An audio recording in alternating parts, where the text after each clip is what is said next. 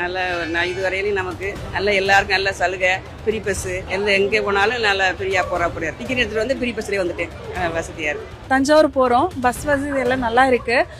என்ட்ரன்ஸில் இறங்கினா உள்ளே வரதுக்கும் கரெக்டாக இருந்துச்சு. நிறைய பஸ் விட்டுருக்காங்க, ஈஸியாக எங்களுக்கு டிக்கெட்டும் கிடச்சிருச்சு. நான் ஹாப்பியாக ஊருக்கு போகிறோம் சார். 1 வீக் முன்னாடி தான் சார் புக் பண்ணேன், கிடச்சிருச்சு ஈஸியாகவே. இப்போ நிறையவே இருக்குது சார். நான் கூட பயந்துட்டே இருந்த கூட்டத்தில் பஸ் கிடைக்குமோ கிடைக்காதுன்னு 1 வீக் முன்னாடி பார்க்கும்போது, பட் டிக்கெட்டு ஈஸியாக அவைலபிளாக இருந்துச்சு. இப்போ இங்கே வந்து பார்க்கும்போது நிறைய எக்ஸ்ட்ரா பஸ் விட்டுருக்காங்க.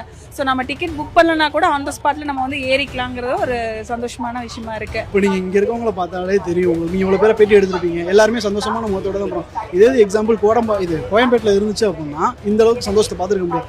பஸ்ஸு கிடைக்குமா கிடைக்காதான்னு ஒரு கொஞ்சம் பதட்டத்திலே இருந்திருப்பாங்க. பட் இங்கே கிளாம்பாக்கத்தில் வந்ததுலேருந்து அந்த மக்கள்கிட்ட கொஞ்சம் தெரியுது, ஓகே நம்மளுக்கு கிடைக்கிது.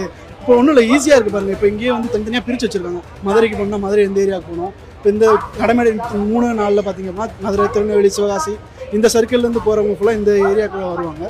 ஸோ அதுக்கப்புறம் பார்த்தீங்க அப்படின்னா ஒரு நடைமுறைக்கு ஒரு பிடிச்சாங்க. அது போக அலௌன்ஸ்மெண்ட் நடந்துகிட்டே இருக்குது. 24 ஹவர்ஸும் அலௌன்ஸ்மெண்ட் நடந்துகிட்டே இருக்குது. ஸோ வந்து அது ரொம்ப ஹெல்ப்ஃபுல்லாக இருக்குது. இப்போ நானே வரும்போது எனக்கு எங்கே போகிறேன் என்னன்னு தெரியல. ஸோ டக்குன்னு பார்த்தீங்கன்னா மேலே பார்த்தீங்க அப்படின்னா அந்த என்ட்ரன்ஸ்லேயே போட்டிருக்காங்க, இங்கே மதுரைக்கு நிற்குது அப்படின்னு சொல்லிட்டு. அது போக போர்டு அங்கங்கே போர்டு வச்சுருக்காங்க.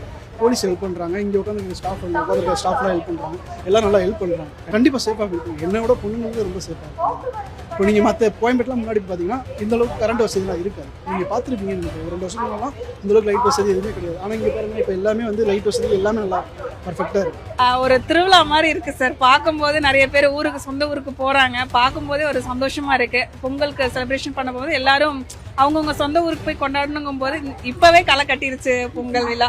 நல்லா இருக்குது சார். கைட் பண்ணாங்க, எனக்கு கொஞ்சம் இடம் தெரியல, நான் கேட்டேன். ஸோ வழியில் வர எல்லாருமே கைட் பண்ணாங்க, போலீஸ்காரங்களும் கைட் பண்ணாங்க, ப்ளஸ் கண்டக்டர் டிரைவர்ஸும் கலெக்ட் பண்ணாங்க. எனக்கு பஸ் எங்கே இருக்குன்னு தெரியல. ஸோ நான் அதில் நம்பர் வந்துச்சு, கண்டக்டர் சார் நம்பரு.